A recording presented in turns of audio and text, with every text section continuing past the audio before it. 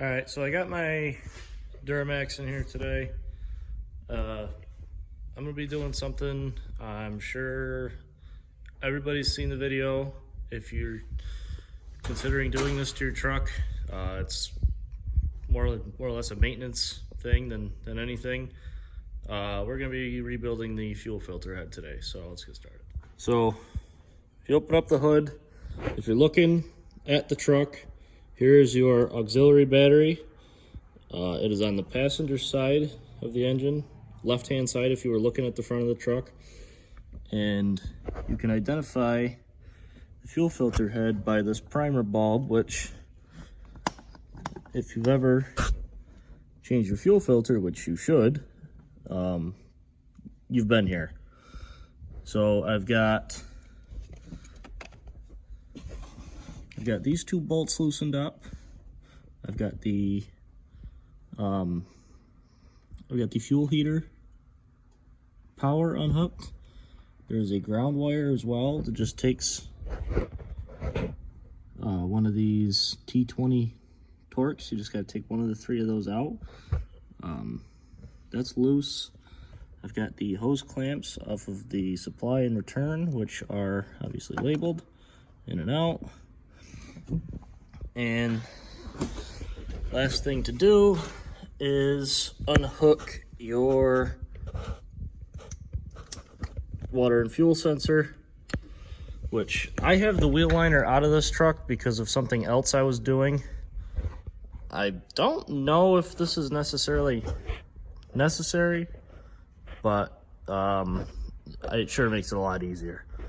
So I'll get that the rest of the way out, and I'll meet you over at the bench. All right, so here we are over on the table. I went ahead, obviously, and took the fuel filter off. I am going to be reusing that fuel filter because I just put it on probably 1,500 miles ago.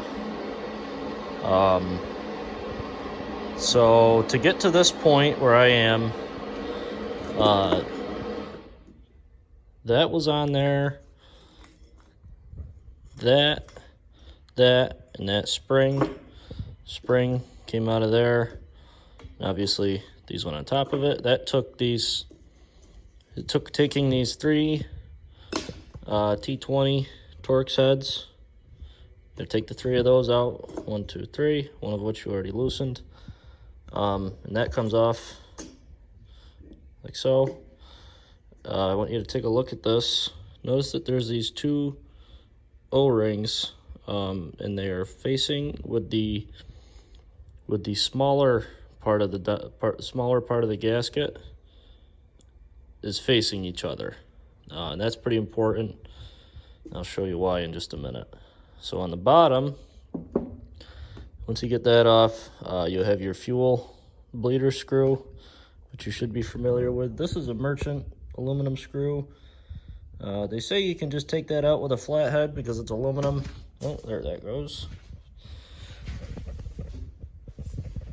Make sure I clean that up. But as you can see, I already managed to dicker mine up a little bit. So that's a 13 mil. And then you will flip this over, and in here, this spring will be in there with this little check ball. And on top of that will be your fuel heater assembly. This is the plug where you took that plug for the fuel heater off that I pointed to in the truck. And this came off of there like that with two more T20s. Just set those over there. So that all came apart like so. This O-ring, if I can get it back off of there. This O-ring came out of there. Check ball, make sure you keep all this shit together, keep it clean. So this is what the merchant kit comes with. Merchant filter head rebuild. It comes with these two lip seals. Comes with the O-ring that goes there. It comes with that O-ring. There's another O-ring. Where did I see that? Somewhere.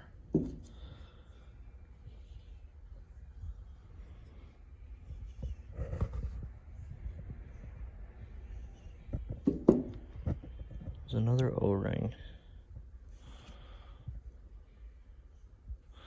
Once I find it, I'll let you know.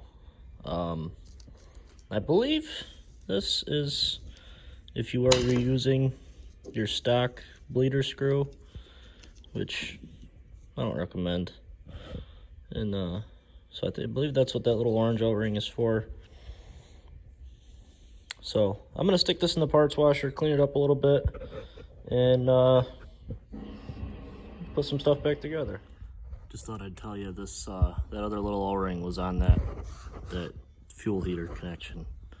So I'll replace this stuff, and actually while I'm right here, I'll show you quick how this primer bulb works. So this obviously is over that. This is here. You know, the fuel is actually inside of that, surrounding that spring.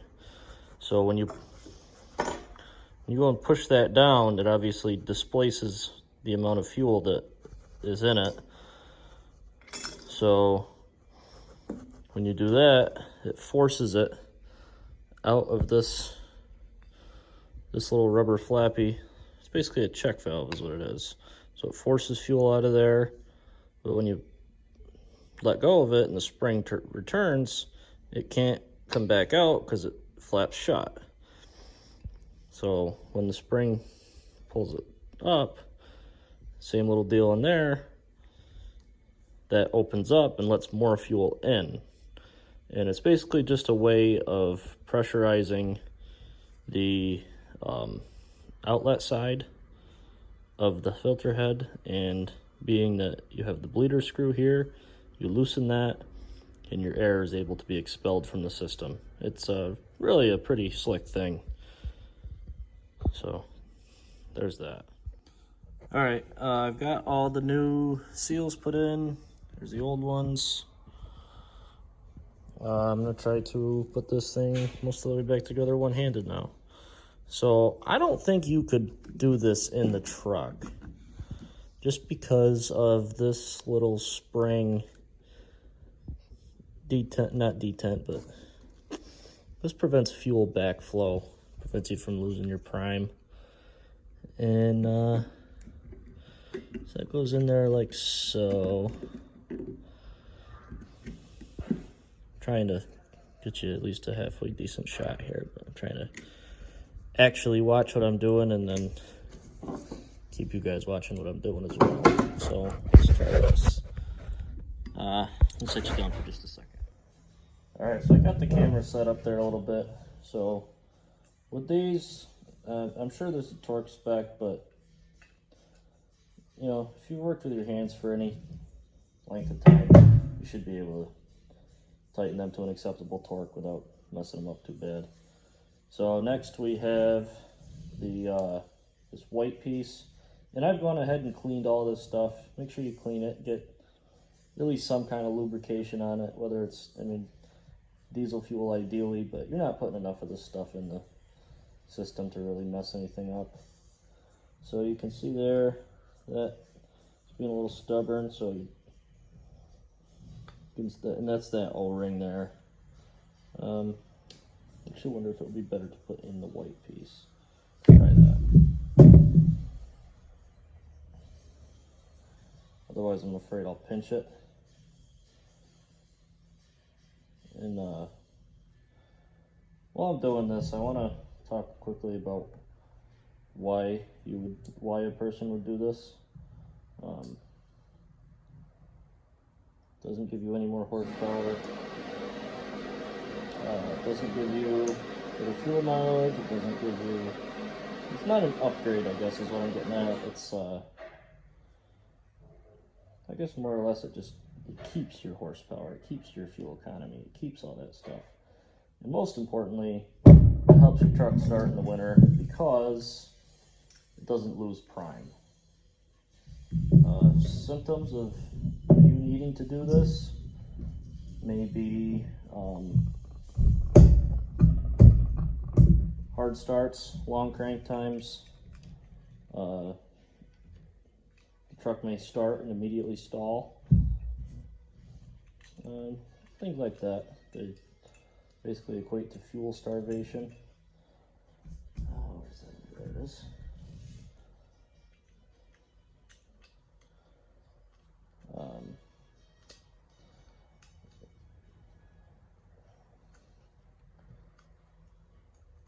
And remember, you're not going to tighten that screw, but you are, for the sake of getting this spring seated and whatnot, you are going to run it down for the time being.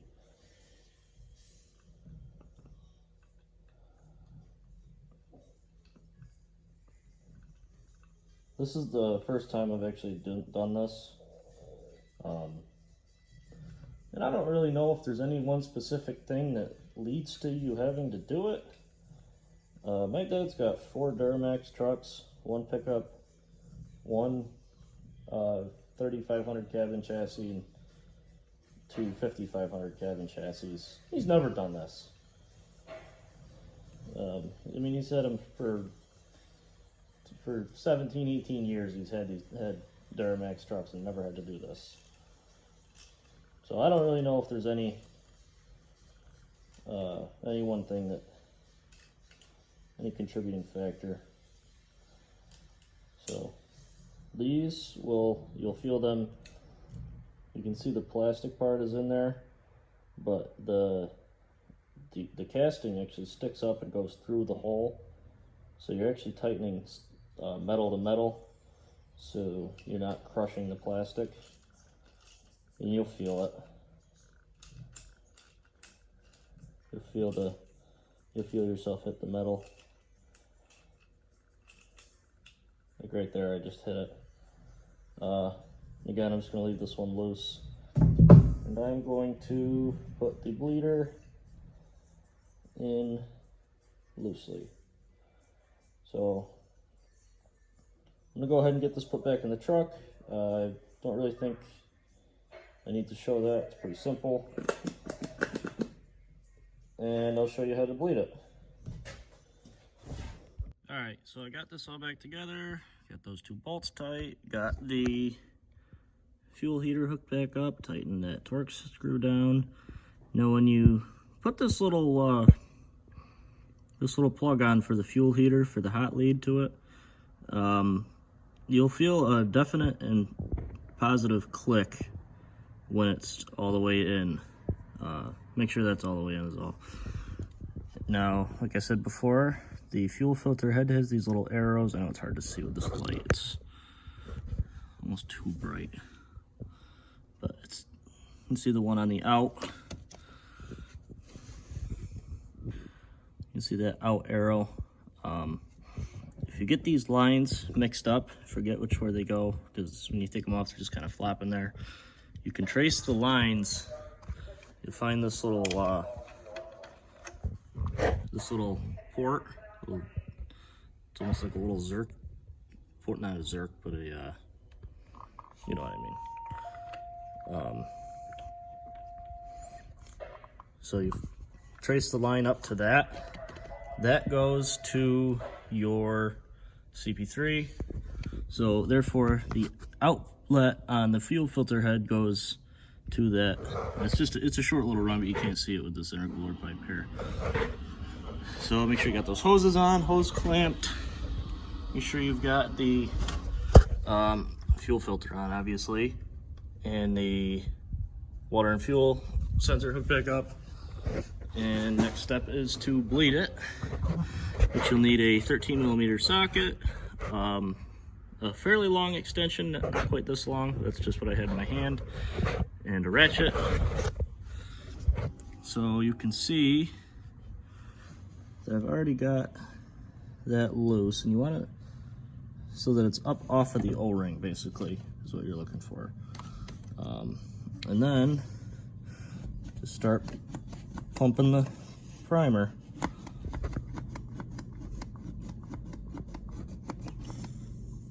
and you'll see fuel.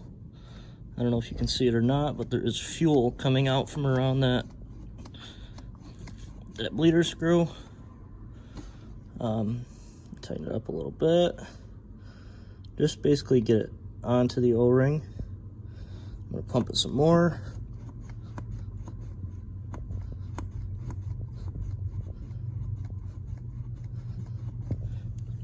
Now I'm going to take my ratchet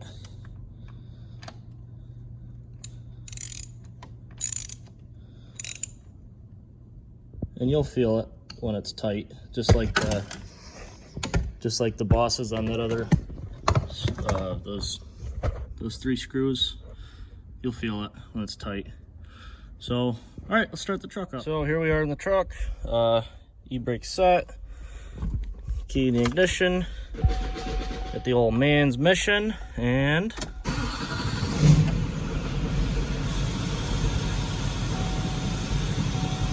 well, if it starts like that, you did something right. I'll generally let it idle for a minute.